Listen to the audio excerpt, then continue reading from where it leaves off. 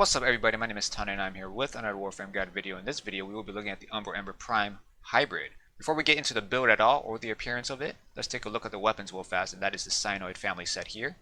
So there's no skins on my Simular or the Gamma Core, but there is a skin on the Heliocore, and that's the Solstice, but you can barely notice that.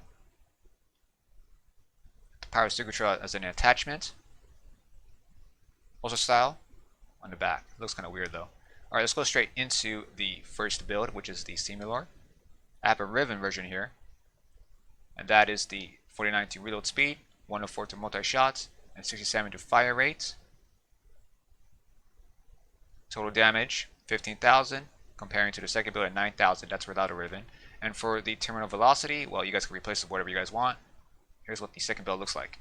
Synoid Gamma Core. With the Riven, I have 40 damage to Grenier, 94 electricity, 117 to multi-shots. Energizing shots a must-have for Amber, of course, but you guys can replace it with whatever you guys want if you guys don't think you guys need energy that much. Here's what the second build looks like. Obviously, you guys can replace Viral with Corrosive if you guys want, it's up to you. Synoid Heliocore, 1.7 to range, 87 to code, 36 to corpus on the Riven here. And for the Condition Overload, that's a must-have since I'm using it with Ember. And here's what the second build looks like without the Riven. You guys can replace Sacrificial Pressure with whatever you guys want. Sacrificial Steel, Prime Pressure Point, whatever you guys want, even Healing Return if you guys think you need that. It's up to you. So that is the Synoid set there. I won't showcase it, but only with the gameplay demo, of course. But let's take a look with the Ember Prime appearance real fast. So I got the Vermilion skin with the Prime helmet, Ember Prime armor with Prisma set here. Of course with the Blazing Step Ephemera. Now with the Sindana, I've got the Powerless Sindana. Fits really well with Ember. And for the Regalia, Katir Sakara. That's basically it. Simple. Alright, so straight into the build. I only got one build, and that is the Thermal Sunder build. Now, usually when it comes to this build, it is really hard to play this. I'm going to tell you guys right now. It's pretty hard. So I suggest replacing Thermal Sunder with something different if you guys don't want to be super active.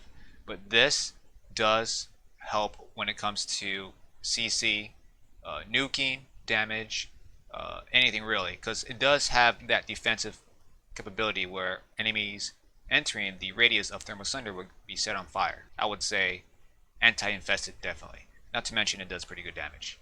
So with this, I have Growing Power, Cunning Drift, Exothermic for the fourth ability, gives you 50% chance to drop Energy Orb.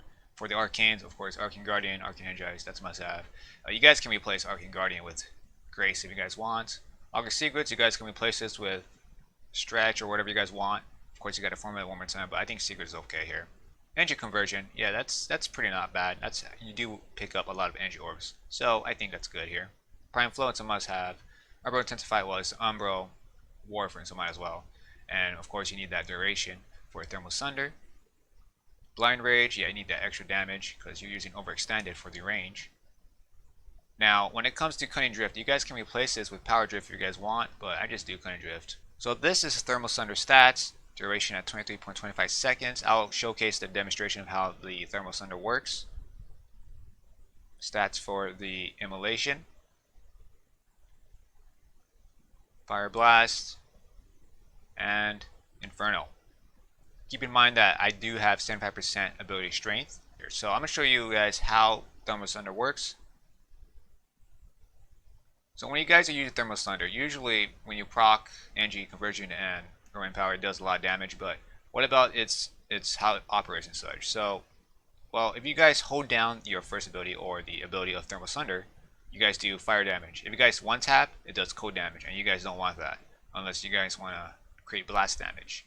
So I use the one down, or yeah, just hold it down, and then here is the range on that. That's pretty insane. That's pretty big. But it does go smaller over time, so it's like Limbo's ability right here a little bit. Alright, so how to use Thermal Sunder with Ember? Well, if you guys are going to be using Immolation, be sure that you guys are proccing Growing Power and Energy Conversion when you're about to cast the Immolation. That way you get the extra ability strength. And when it comes to the order of using abilities, you guys want to make sure that you guys use Thermal first, or Inferno. It's up to you guys, one of the two. It doesn't really matter. Usually Thermal first and then Inferno. And then at 90% with the Immolation, you want to cast Fire Blast. That way you don't lose that energy drain at 90%. And you want to cast it if only enemies are armored. Or else just cast Inferno, then Fire Blast. But be sure to stay below 90%. If you guys do not want to use Immolation, just try to proc Growing Power and Energy Conversion throughout your casting abilities. And when it comes to the weapons, I know that I showed you guys the Synoid set. That's just for those that's curious about it, because I'm not going to be making a separate video on that. So just use whatever weapons you guys want when it comes to using Ember. Now if you guys think that Thermal Sunder is a little bit weak or not that good enough, or if you just want something a little bit more different, well, obviously I chose Thermal Sunder because it's fire and Ember is fire, and you just gotta have that. Although if you guys want to use something a bit more effective, I highly recommend Breach Surge, because every time you guys use the Inferno, you won't instant kill the high levels obviously with that one cast. So there's a 10% chance to cast the Breach Surge, and with the stats that I have with Growing Power and Energy Conversion procs, you get a 5.64 damage multiplier. That's insane. That's like probably around 100,000 damage of radiation if it gets procced.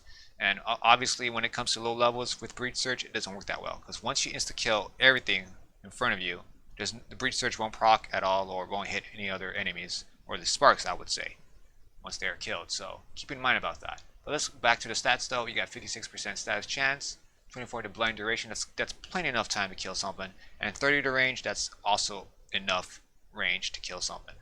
Now obviously when it comes to Immolation, if you guys are going to be using Immolation, the rule applies. As long as you guys stay below 90%, you're fine. Above 90%, you want to make sure that you guys cast your Fire Blast. So try to proc Growing Power and Energy Conversion, and then cast Breach Surge and then Inferno. Next ability I believe is also pretty good on Ember. Now it's a little bit okay, I would say it's good, but only because it has heat, and that's the Elemental Ward. At 282 damage per second on the fire, that's decent enough. You got 564 health, 62 duration, 30 to range. You should get that extra 20% or 30% ability strength from this, and not to mention the health, because obviously I have very low health on this. But when it comes to Immolation, you guys shouldn't have any problems at all. But of course, if you guys are going to be using it without Immolation, then Elemental Ward is a great alternative for that. And again, as always, try to proc Growing Power and Energy Conversion on this, and make sure that the elemental for this Elemental Ward is red or fire basically. So now we have seen the three abilities that I believe are great: Thermal Sunder, Breach Surge, and Elemental Ward. But what about other abilities out there? So let's take a look at the Rest and Rage. So usually when it comes to Rest and Rage, obviously you don't want to be using Rest, that's kind of weird on Ember. But you want to be using the Rage, and make sure that your Warframe has light colors, because Rage uses day form on Equinox. So and what Rage does basically gives that extra damage buff. So if you guys are doing, let's say, 8,000 damage to a person that's raged, obviously they also have attack speed and well, movement speed too, but it doesn't matter though. Again, affected by Rage, enemies will take extra around 10 to 18,000 damage if you do 8,000 damage, of course. That's not including the type of armor they have, or HP, or shields, or whatever. Just straight up damage itself, okay? So Rest and Rage, again, it's pretty good, but the reason why I don't include it on the top 3 is because you do have to cast it a lot, and I mean a lot. The range of it is really small, so that's why I don't have it here, but it's pretty good. The damage output is really nice. Next will be Larva. Obviously, if you guys have a bunch of dudes all together and you cast your Inferno, pretty damn sure everyone's going to die because of the radius, or the blast damage radius. Next, Firewalker. Obviously that's a Ember type of thing, because Ember's fire, and Firewalker, well, I mean, you just run through corridors and burn everybody up. It's pretty nice actually. So it's not that really effective, since Firewalker straight up you just run around and enemy has to follow you to take damage and shit. But when it comes to explosion damage, that's pretty nice, as well as the radius. But you know, it's up to you guys if you want to use Firewalker. I wish I could put that on here, but again, I don't want to mess up with my Ember. I think I'm gonna leave it as Thermal Sunder for Ember. Spectral Siphon, great for energy, obviously. Make sure you have the augment as well, and you know, when it comes to the Spectral Siphon, enemies that die within the radius will give you energy, so you should have infinite energy regardless. And if you guys have been spamming your Inferno like crazy. And any future abilities with fire damage would work with Ember, because Ember loves fire. And you get 5% ability strength every time, or every enemy that gets inflicted with fire, and that's pretty nice actually. So that is it for this video. It's a pretty short one. When it comes to Ember, she doesn't really need any hybrid abilities at all, because her Fire Blast and her Inferno and her Immolation makes her really strong. But when it comes to Endgame or Steel Path, she is not that great enough to destroy them in one shot, but as you guys see on my showcase on the gameplay, I do deal some great damage on the Steel Path infested enemies, as well as some good damage on my weapons as well. So if you guys like this video, give it a like. Hopefully this video helps you guys a little bit on Ember and the hybrid abilities out there. Subscribe to support my channel. Thank you guys for watching. Until next time, you guys, peace out.